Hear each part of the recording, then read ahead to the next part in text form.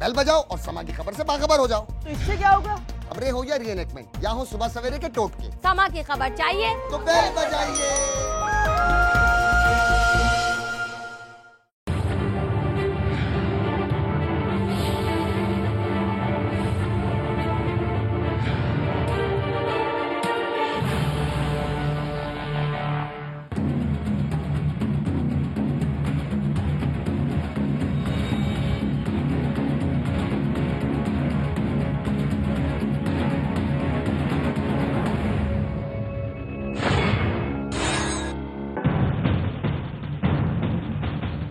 पिछले कुछ बरस में टेक्नोलॉजी ने इंसानों की जिंदगी को बहुत सहल बना दिया है। इंटरनेट और खुसूसन सोशल मीडिया लोगों को इतना करीब ले आया है कि दुनिया सही मानों में ग्लोबल विलेज बन गई है।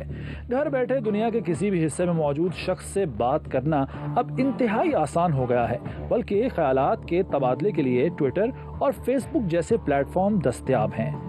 लेकिन जिस तरह किसी भी चीज का इस्तेमाल उसे फायदेमंद या नुकसानदेह बनाता है, इसी तरह फेसबुक ने बहुत कम अरसे में हमारी जिंदगियों में जगह बना ली है, लेकिन इसके मनफी असरात ज्यादा सामने आ रहे हैं। कई घराने जाली फेसबुक अकाउंट्स और ब्लैकमेलिंग की वजह से तबाह हुए। खासतौर पर खवातीन की तस्वीर का गलत इस्तेमाल तो आम होता जा रहा है। हाल ही में फेसबुक पर परवान चढ़ा एक ताल्लुक गुजरांवाला के नौजवान की हलाकत के नतीजे में इख्तिताम पजीर हुआ। आज के प्रोग्राम में सोशल मीडिया के हमारी जिंदगी पर असरात और इसके मनफी रुझान पर बात करेंगे।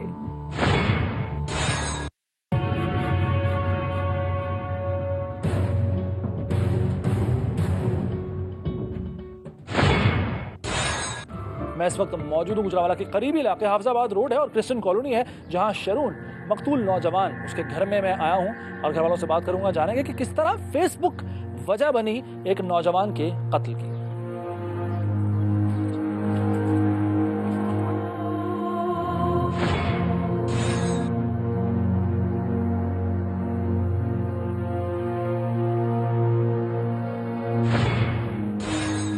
जी, मकतूल शरून के घर में इस वक्त मौजूद हूँ, इसके घर वालों से बात करते हैं। आप क्या लगते हैं शरून के, और नाम क्या आपका? मेरा नाम मून भट्टी है और मैं शरून का बड़ा भाई हूँ। क्या वाकया क्या हुआ, जरा तफसील बताइएगा। शरून तकरीबन 1-1.5 साल पहले उसकी नायला नामी लड़की से फेसबुक पर बात हुई थी और जल्द ही 1.5-2 साल बाद वो तकरीबन लास्ट 6 महीनों से आपस में बहुत ज़्यादा मिलने जुलने लगे हुए थे। ये नायला कहाँ रहती है? ये समड़ियाल की रिहायशी है। अच्छा, तो इन दोनों का आपस में मिलना जुलना भी था? जी, मिलना जुलना था, लेकिन शरून हमें बहुत कम ही बताता था उस लड़की के बारे में, क्योंकि वो शरून को एक किस्म के थ्रेट्स करती थी या ब्लैकमेलिंग करती थी कि अपने घर वालों को ना बताना किसी भी चीज़ को, कोई भी तुम्हारा जो सा रिलेटिव है इस चीज़ को, इस रिलेशनशिप के बारे में किसी को भी पता ना होना नहीं चाहिए। लेकिन आपको इल्म था कि उसका ताल्लुक है? हाँ, ये मुझे पता था कि शारून तो भाई आप उसके ज़ाहिरत बताता तो होगा आपको? थोड़ा बहुत बताता था। अच्छा, फिर क्या हुआ? फिर तकरीबन 31 की रात को, 31 जनवरी की रात को शरून की मेरे साथ बात हुई और वो बहुत ज़्यादा परेशान था और रो भी रहा था और बहुत ज़्यादा टेंशन में था। मैंने उससे पूछा कि यार क्या है, क्या वजह है? वो उस वक्त उस लड़की के साथ मौजूद था। कहाँ पे? हमें घर से ये बता कर गया 29 जनवरी को जब वो घर से गया तो वो ये बता कर गया है कि मैं इस्लामाबाद जा रहा हूँ। और जब 31 जनवरी को जब उसने मुझसे बात की आखिरी हुई चैट पर और मुझसे ये बात कर रहा है कि यार इस लड़की को मैं ना इसके घर छोड़कर और मैं वापस जोन से अपने घर चला जाऊंगा। तो क्या निकला था घर से जब शरून गया था? जब घर से निकला है 29 जनवरी को वो ये कहकर निकला है कि वो इस्लामाबाद जा रहा है और बाहर चला जाएगा। कहता है मैंने बहुत सी कंट्रीज में अप्लाई किया हुआ है तो वहाँ से वो बाहर चला जाएगा। किस जरिए से अप्लाई किया था उसने? यहाँ पे इसके एम्बेसी के जरिए से। तो ये खातून जो है वो भी साथ जाना चाह रही थी? जी, खातून वही तो उसे इन्वॉल्व कर दी। तो वो उकसा रही थी? वो उकसा रही। क्या करती क्या है ये लड़की, क्या करती है? जहाँ तक अभी इन्वेस्टिगेशन के मुताबिक वो ट्रैवल एजेंट थी। क्योंकि आप मिले कभी उस औरत से? नहीं, मैं कभी नहीं मिला। कभी नहीं मिला। बात हुई कभी आपकी? नहीं, किसी कभी। अच्छा, उसने बताया कि ये उसको मैं घर छोड़ के वापस आ जाऊंगा, ये कहा? उसने कहा जब वो वी चैट पे हमसे बात कर रहा था उसने कैम अपना ऑन किया हुआ था और फौरन उसी लड़की ने उसका कैम उससे मोबाइल फोन खींच लिया और उसके बाद उसका मोबाइल फोन स्विच ऑफ हो गया। और हमने बहुत ज़्यादा उसे कांटेक्ट करने की कोशिश की, स्काइप के ज़रिए से, वी चैट के ज़रिए से, हर सोर्स को इस्तेमाल किया, इवन के लैंडलाइन पे भी कॉल की, लेकिन उसका नंबर बंद जाने लगा था। और 1 फरवरी को 31 को उसकी आखिरी बात हुई है हमसे, और 1 फरवरी को उसकी लाश मिलती है पसरूर के इलाके से, थाना बदियाना के इलाके से, उनकी हदूद में। जब उसकी लाश मिलती है तो पुलिस वालों ने उसके फिंगरप्रिंट्स लिए हैं। फिंगरप्रिंट्स लेने के बाद उन्होंने नादरा से कंफर्म करवाया फिर आपसे रब्ता किया? बिल्कुल, पुलिस वालों ने 1 महीना 10 दिन बाद वो उसने पुलिस वालों ने हमसे कांटेक्ट किया है। ठीक है। और उससे पहले तो कोई गिरफ्तारी आई है अमल में? कोई गिरफ्तार किया गया बंदा? उसकी वालदा और उसकी जौन सी बहन है नाइला की, उन्हें पकड़ा है पुलिस वालों ने। और जब उनसे पूछा गया कि शरून कहाँ है, ठीक है, मैं आपकी तरफ वापस आता हूँ। आप ज़रा अपनी वालदा को आप बताइएगा जी, शरून आपको बताता था कि किसी से उसकी बातचीत है, ये वो पसंद करता था क्या इस लड़की को, या कोई और मामला था? शरून मेरा पेपर दे रहा सी खैरपुर, तो मैं ਸ਼ਰੂਨ ਮੈਨੂੰ ਕਹਿੰਦਾ ਕਿ ਅੰਮੀ ਮੈਂ ਨਾ ਪੇਪਰ ਦੇ ਕੇ, ਮੈਨੂੰ ਤਾਂ ਪਤਾ ਸੀ ਕਿ ਸ਼ਰੂਨ ਉੱਥੇ ਬੱਚਿਆਂ ਦੇ ਨਾਲ ਪੜ੍ਹਦਾ, ਮੁੰਡਿਆਂ ਦੇ ਨਾਲ ਪੇਪਰ ਦੇ ਖੈਰਪੁਰ। ਅੱਛਾ, ਖੈਰਪੁਰ ਮੈਂ ਨਰਸਿੰਗ ਕਰਦਾ ਪਿਆ ਸੀ ਸ਼ਰੂਨ। ਅੱਛਾ। ਤੇ ਉਸ ਤੋਂ ਬਾਅਦ ਸ਼ਰੂਨ ਇਸ ਤਰ੍ਹਾਂ ਮੈਨੂੰ ਇੱਕ ਦਿਨ ਮੈਨੂੰ ਫੋਨ ਤੇ ਕਹਿੰਦੀ ਹੈ, ਆਂਟੀ ਮੈਂ ਨੈਲਾ ਬੋਲਣੀ ਪਈ ਆ। ਮੈਂ ਕਿਹਾ ਨੈਲਾ ਕੌਣ? ਕਹਿੰਦੀ ਮੈਂ ਨਾ ਸ਼ਰੂਨ ਦੇ ਨਾਲ ਨਾ ਨਿਕਾਹ ਕੀਤਾ ਹੈ। ਅੱਛਾ। ਮੈਂ ਕਿਹਾ ਮੇਰਾ ਤਾਂ ਬੇਟਾ ਪੜ੍ਹਦਾ ਪਿਆ, ਤੂੰ ਕਿਹੜੀ ਨੈਲਾ? ਉਮਰ ਕਿੰਨੀ ਥੀ ਸ਼ਰੂਨ की? 21 ਸਾਲ, ਹੁਣ 21 ਸਾਲ। ਹਾਂ। ਤੇ ਉਸ ਤੋਂ ਬਾਅਦ ਮੈਨੂੰ ਕਹਿੰਦੇ ਆ ਮੈਂ ਨੈਲਾ ਬੋਲਣੀ ਪਈ। ਮੈਂ ਕਿਹਾ ਨੈਲਾ ਕੌਣ? ਮੈਂ ਨੈਲਨ ਜਾਂਦੀ। ਮੈਂ ਕਿਹਾ ਮੇਰਾ ਤੇ ਸ਼ਰੂਨ ਪੜਦਾ, ਮੈਨੂੰ ਤਾਂ ਨਹੀਂ ਪਤਾ ਤੇਰਾ, ਤੂੰ ਕਿਹੜੀ ਨੈਲਾ ਹੈ? ਕਹਿੰਦੀ ਮੈਂ ਤੇ ਸ਼ਰੂਨ ਬੜੀ ਦਫਾ ਕਿ ਆਪਣੀ ਮੰਮਾ ਨੂੰ ਲੈ ਕੇ ਆ ਇਸਲਾਮਾਬਾਦ।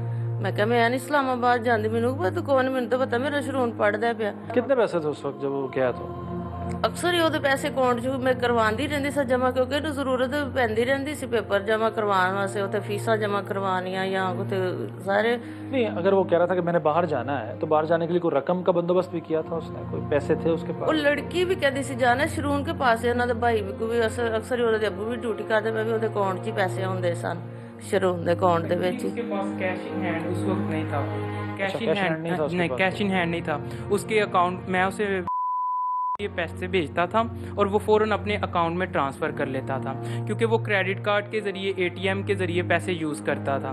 इस वजह से उसे किसी भी तरह की, एक होता है कि घर से आप अम्मी से पैसे लेकर घर में पड़े होते हैं, वहाँ से रकम कोई नहीं गई है, आप ये कह रहे हैं? नहीं, मैं ये कह रहा हूँ उसके अकाउंट में पहले ही ऑलरेडी मौजूद होते थे। मौजूद हैं अभी भी? अभी मैं पता कर रहा हूँ, इन्वेस्टिगेशन चल रही है। अच्छा, वो जो मुलजिमा है नाइला जिसका नाम बता रहे हैं, वो कहाँ है अब वो कह रहे हैं कि नेपाल, उनके घर वालों के बकौल वो नेपाल भाग गई हुई है। आप समझते हैं कि ये जो फेसबुक है ये जिम्मेदार हुई आपके भाई की कत्ल की, ये वजह बनी, या कोई और वजह आपके ख्याल में इसके? नहीं, मैं ये सोचता हूँ कि फेसबुक का गलत इस्तेमाल जो है वो इंसान को मौत की वादी में ले गया है। ठीक है। और अगर आप फेसबुक को एज अ पॉजिटिव यूज करते हैं इंफॉर्मेशन हासिल करने के लिए, तो फिर तो ये वेल एंड गुड है, बहुत अच्छी। बिल्कुल ठीक है। वही बात है कि किसी चीज़ का भी इस्तेमाल अच्छा या बुरा हो सकता है। बहरहाल शरून की जान गई है, और हम चाहेंगे कि इस प्रोग्राम के ज़रिए जो हुकाम बाला हैं उन तक भी आवाज़ पहुँचे इस ख़ानदान की, ये मज़लूम ख़ानदान जो इंसाफ मांगते हैं, जो ये चाहते हैं कि इनके बेटे को जिसने भी कत्ल किया है, अगर वो नाइला थी या कोई उसके साथ और लोग भी मिले, क्योंकि ये भी एक बात सामने आ रही है कि वो अकेली नहीं थी, उसके साथ कोई और लोग थे, यानी कि मुनज़्ज़म गिरोह हो सकता है। तो इस बात पर भी पुलिस को तफ्तीश करनी चाहिए और मुल्ज़िमान को कटहरे में लाना चाहिए।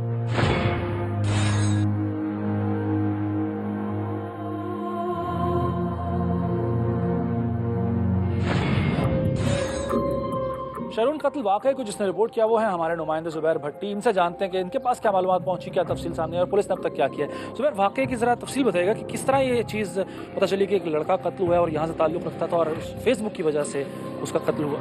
अच्छा सर, ये बड़ा अफसोसनाक वाक़या, गुजरांवाला की तारीख में इस तरह का कोई वाक़या नहीं मिलता कि लड़की ने मुबैना तौर पर लड़के को कत्ल कर दिया। इनकी दोस्त थी, 1 साल पहले फेसबुक पर हुई जो बात इनकी चलती रही, 6 माह तक ये एक दूसरे से मुलाकात भी इनकी हुई, फिर लड़की ने इसको झांसा दिया, अपने प्यार में फंसा आने के बाद झांसा दिया कि मैं तुम्हें ऑस्ट्रेलिया ले जाऊंगी, 12 लाख रुपए अपने घर से लेके आओ। ये गरीब घराना था, इसने जो सा कहा कि मैं अपने दोस्त से लूँ, अपने घर वालों से इसने इकट्ठे किए 12 लाख रुपया ले गई है। 29 जनवरी को यहाँ से चला गया, अपने घर वालों को मिल के गया जी मैं ऑस्ट्रेलिया जा रहा हूँ, बस ऑस्ट्रेलिया जाके आपसे बात होगी, सबको लास्ट दफ़ा मिल के गया है। 1 फरवरी को ये डेड बॉडी बडियाना, ये पसरूर का इलाका है, वहाँ से नामलूम ये डेड बॉडी मिली पुलिस को खेतों से। पुलिस ने मानतन तौर पे उसको दफना दिया। फिर फिंगरप्रिंट्स की रिपोर्ट आने के बाद फिर 10 मार्च को इनसे रब्ता किया गया। अच्छा, ये एक लड़की चूंकि सामने आ रही है, अभी तक जो किरदार है मेन मरकजी किरदार, तो क्या ये मुमकिन है कि लड़की कत्ल करके इस तरह लाश जैसे आप बता रहे हैं पसरूर में जाके फेंकी गई, क्या ये अकेली हो सकती है या इसके पीछे कोई ग्रोह हो सकता है? ये समड़ियाल की रहायशी है। समड़ियाल और बडियाना का बहुत ज्यादा डिस्टेंस है। ये पसरूर और समड़ियाल ये बहुत ज्यादा डिस्टेंस है।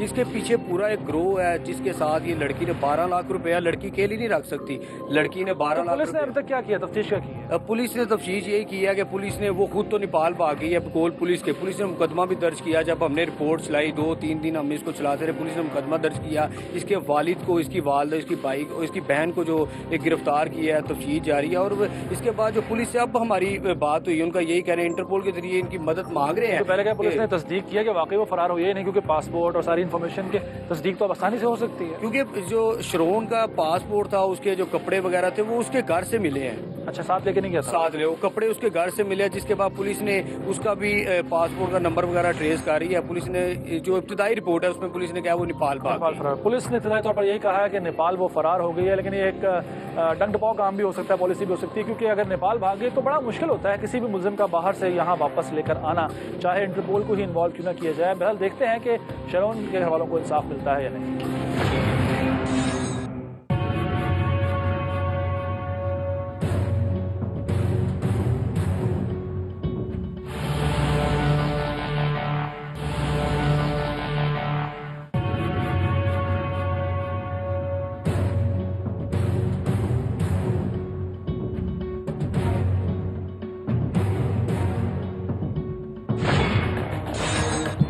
सोशल मीडिया का सबसे ज़्यादा इस्तेमाल आजकल के नौजवान कर रहे हैं, खासतौर पर स्टूडेंट्स।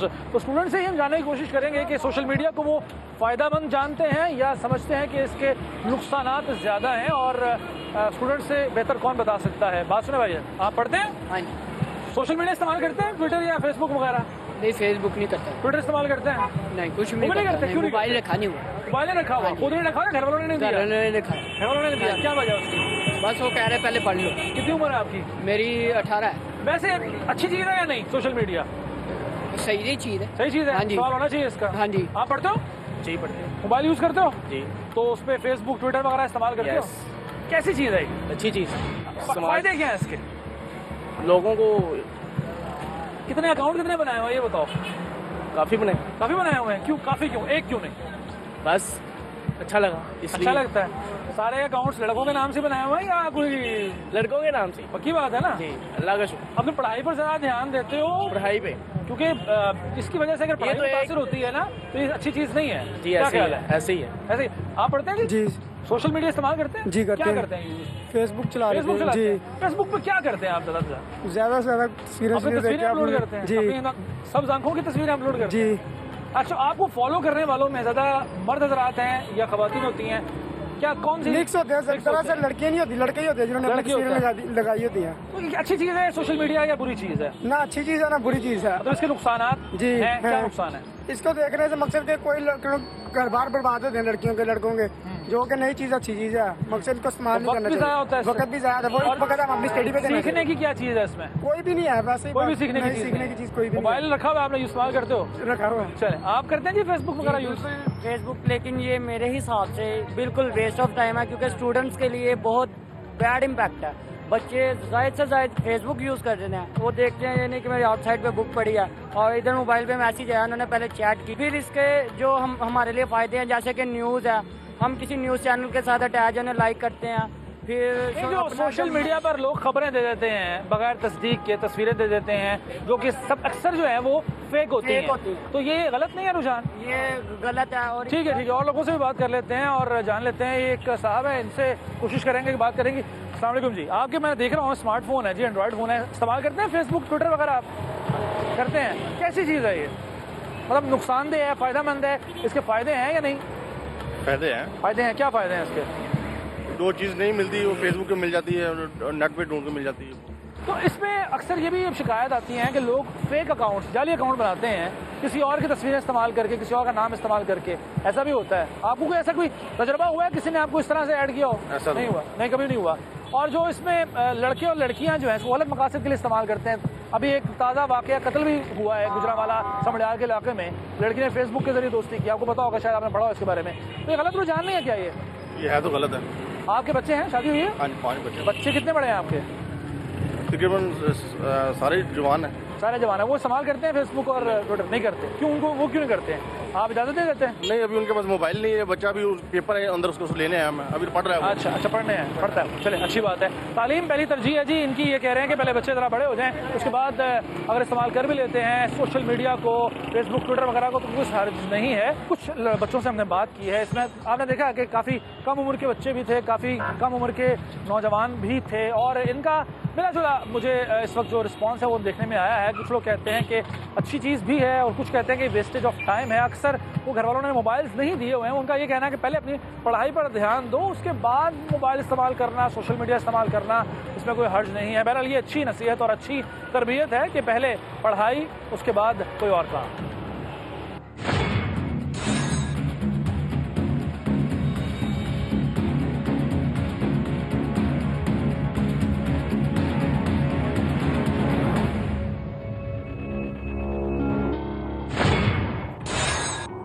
आजकल एक नए बुखार ने नौजवान नस्ल खुसूसन खवातीन को अपनी लपेट में ले लिया है।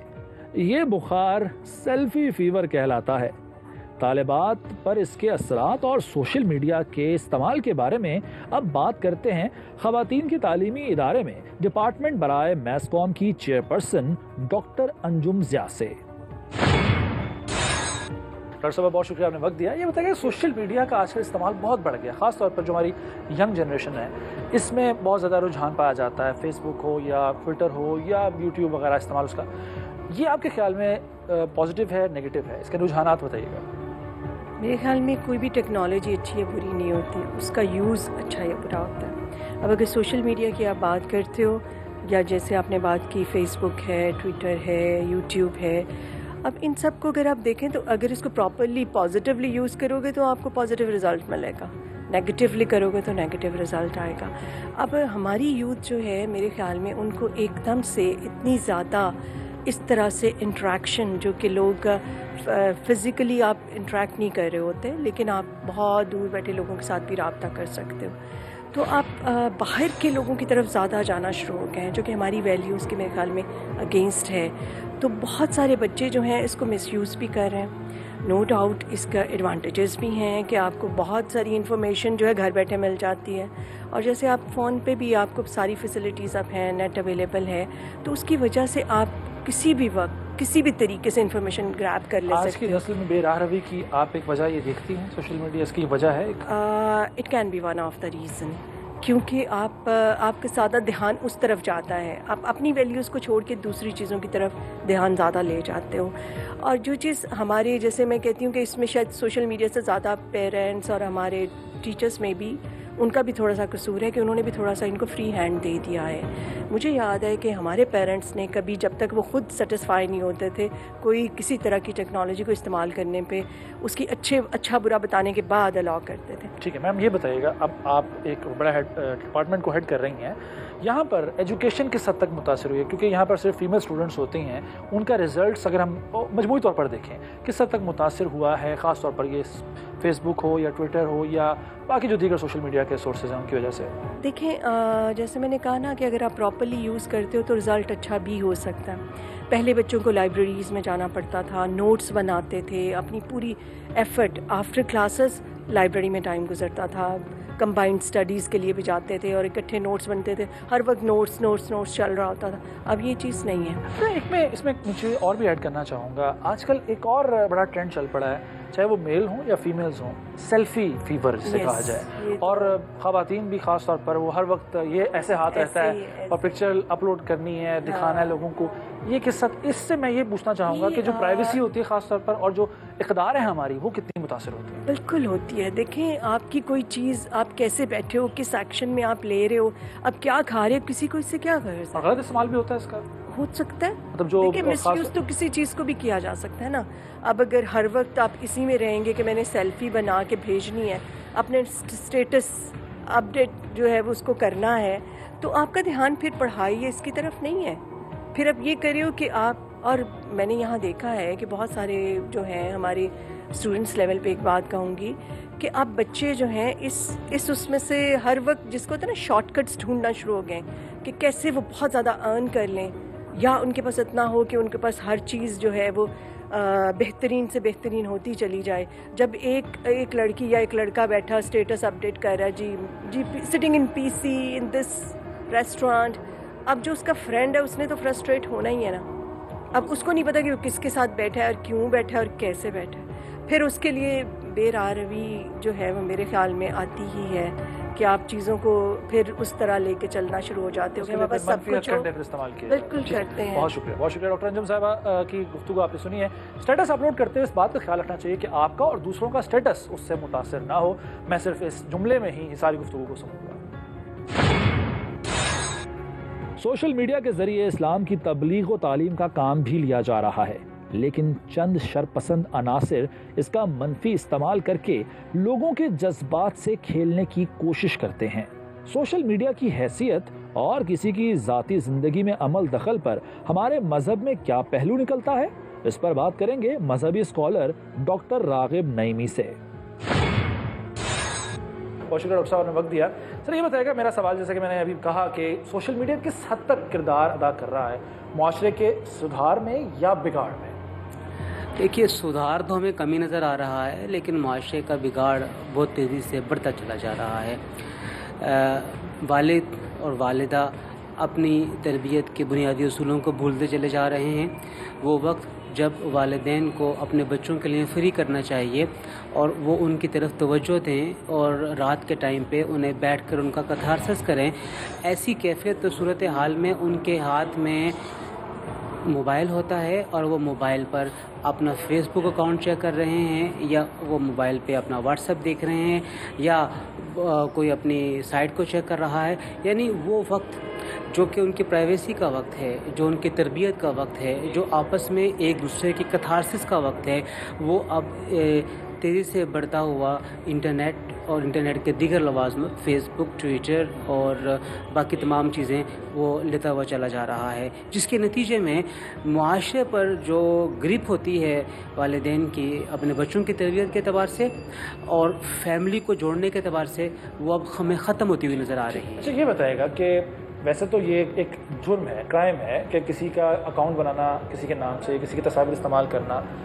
इस्लाम में, हमारे मज़हब में, किसी की ज़ाती ज़िंदगी में दखलंदाजी करना, किसी को ब्लैकमेल करना या किसी की तस्वीर को इस्तेमाल करते हुए उसकी जाली अकाउंट बना लेना, आप इसको मज़हब की रोशनी में, यानी एक तरह से दखलंदाजी ना किसी की ज़िंदगी में, इसके लिए क्या है हुक्म जारी है?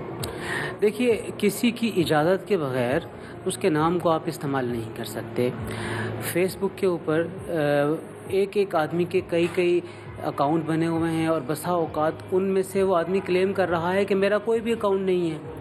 अब हम ये देखते हैं बहुत से उलमा ऐसे हैं जो बड़े रिनाउंड हैं, लेकिन जब उनसे पूछा जाए कि आप फेसबुक का इस्तेमाल करते हैं तो कहते हैं हम नहीं करते, लेकिन उनके कई अकाउंट इस वक्त अवेलेबल हैं फेसबुक के ऊपर भी और दीगर जगहों के ऊपर भी।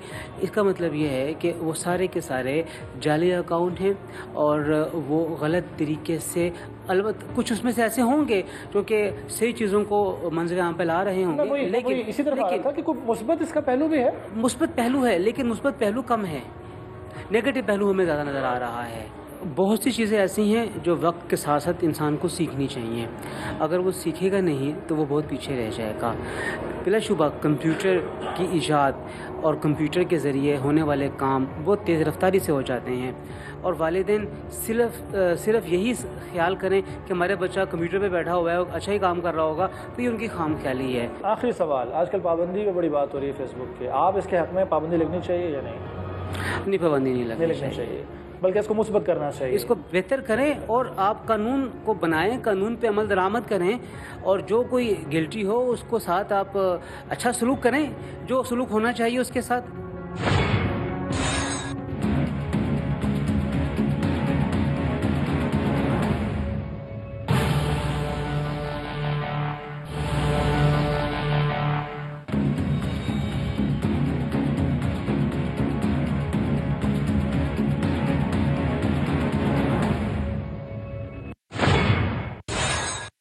सोशल मीडिया ख़ास तौर पर फेसबुक का आजकल मनफी इस्तेमाल इस लिहाज से बढ़ गया है कि लोग जाली अकाउंट्स बनाते हैं, ब्लैकमेल करते हैं दूसरों को और उनका नाम इस्तेमाल करते हुए भी मनफी सरगर्मियां करते हैं। इसकी रोकथाम के लिए साइबर विंग बनाया गया है। ये किस तरह काम करता है, इसके फंक्शंस क्या हैं, मैं इसके बारे में बात करने के लिए इस वक्त मौजूद हूँ शाहिद हसन साहब के साथ, जो कि डिप्टी डायरेक्टर हैं FIA। इनसे मालूमात लेते हैं। सर, बहुत शुक्रिया आपने वक्त दिया। साइबर विंग जो है ये काम किस तरह करता है, और अगर किसी शख्स को कोई शक हो या उसे कोई तंग कर रहा हो तो किस तरह से रब्ता कर सकता है आपसे?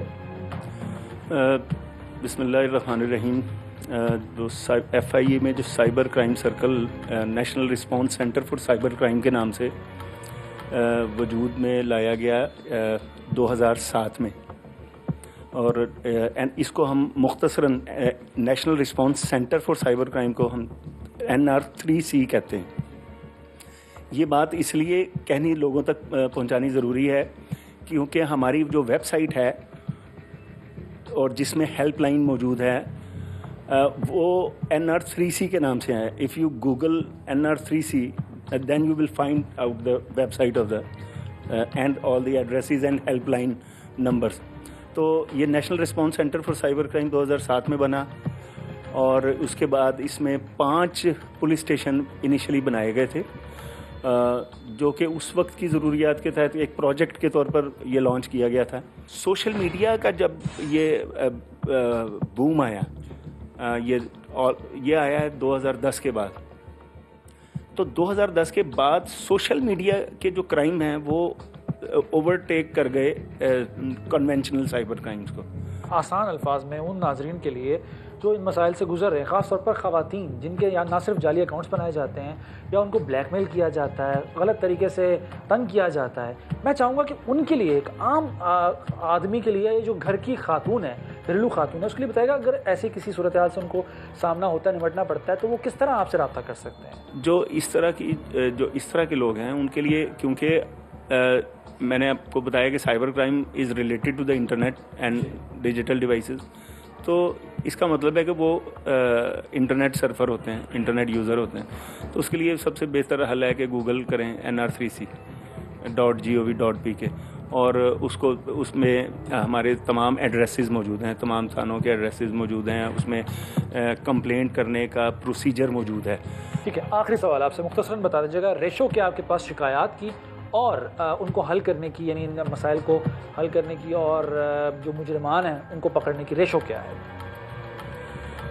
रेशो तो काफ़ी बेहतर है। तकरीबन हम अब तक 95% तक, हम 95% तक हमने इसमें सक्सेस रेट है, और जो जिसमें सक्सेस नहीं है वो सिर्फ इस वजह से नहीं होती कि हमारे वो लीगल फ्रेमवर्क नहीं मौजूद, जो इंटरनेशनल लीगल फ्रेमवर्क की ज़रूरत है, जिसमें पाकिस्तान को यानी पाकिस्तान को उसको ज्वाइन करना चाहिए। बुडापेस्ट कन्वेंशन है एक यूरोपियन यूनियन का, उसमें वो Budapest convention on cyber crimes, हमें उसको सिग्नेटरी होना, साइन करना चाहिए, उसका मेंबर बनना चाहिए, ताकि हम दूसरे मुल्कों से लीगल असिस्टेंस ले सकें। बहुत शुक्रिया, बहुत शुक्रिया आपके वक्त का। नाज़रीन, शाहिद हसन साहब जो कि डिप्टी डायरेक्टर हैं FIA के बता रहे थे, और मैं NR3C, जी मैं सही बोल रहा हूँ जी, NR3C.org ये वेबसाइट है, जो कि आप अगर कोई ऐसी किसी मुश्किल का सामना कर रहे हैं कि आपको कोई ब्लैकमेल कर रहा हो, या आपके नाम से किसी ने कोई अकाउंट बना रखा है, या किसी किस्म का भी कोई आपको इंटरनेट और सोशल मीडिया से मुताल्लिक़ा कोई मसला हो, तो आप इस वेबसाइट से रुजू कर सकते हैं। यहाँ पर नंबर्स भी मौजूद हैं, तो अपना मसला आप हल कर सकते हैं। और शाहिद साहब का ये कहना है तकरीबन 95% रेशो है, रेट है इन शिकायत के अजाले का, तो हम उम्मीद करते हैं कि ये शिकायत मज़ीद कम होती जाएंगी।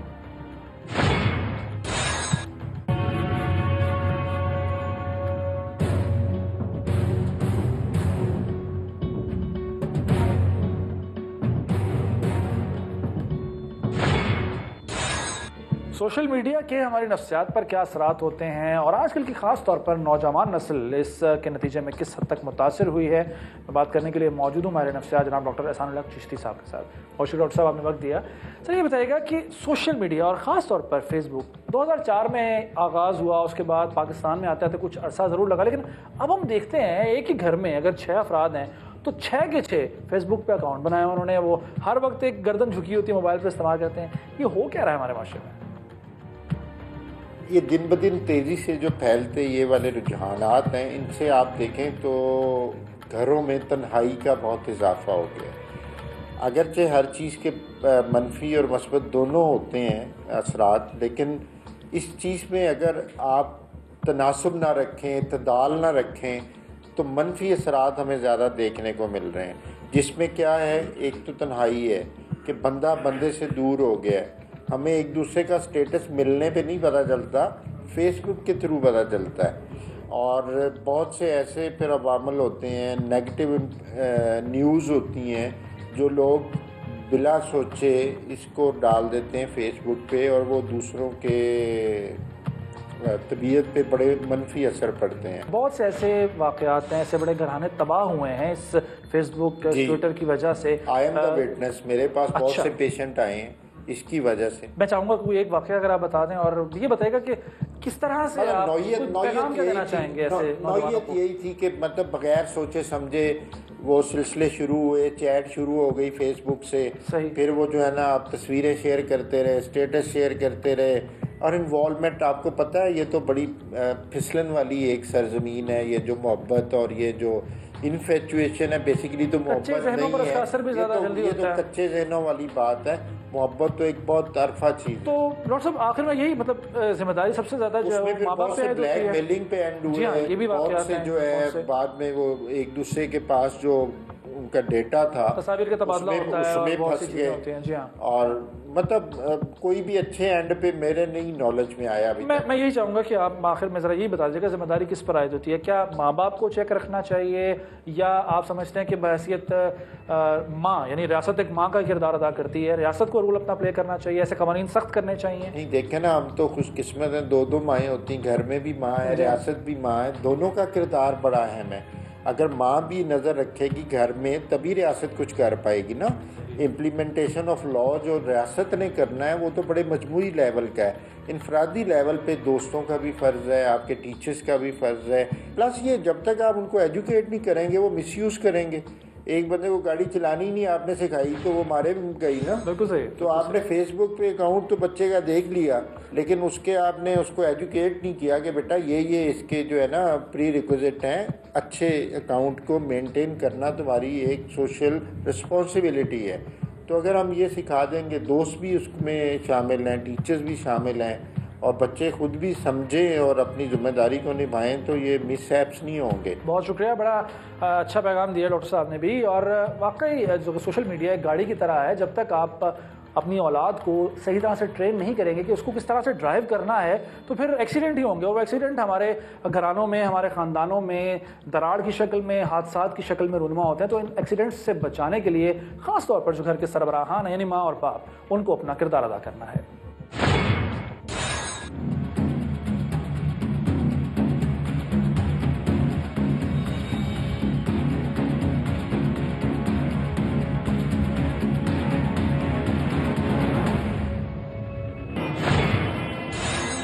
हर काम में एतदाल बहुत ज़रूरी है।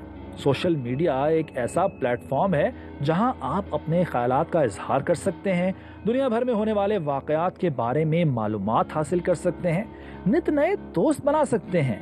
गर्ज ये कि इसके बेशुमार फ़वाइद हैं, लेकिन सिर्फ उस वक्त तक जब तक इसका मुस्बत इस्तेमाल किया जाए। जब इसका मनफी इस्तेमाल शुरू कर दिया जाए तो घराने उजड़ जाते हैं, लोग गुमराह हो जाते हैं। जाली अकाउंट्स का इस्तेमाल इस कदर बढ़ गया है कि अब इसे फेसबुक की बजाय फेक बुक कहा जाने लगा है। आज के प्रोग्राम के जरिए हम लोग ने ये पैगाम देने की कोशिश की है कि दूसरों की निजी जिंदगी का एहतराम करें और कभी भी हद से तजावुज न करें।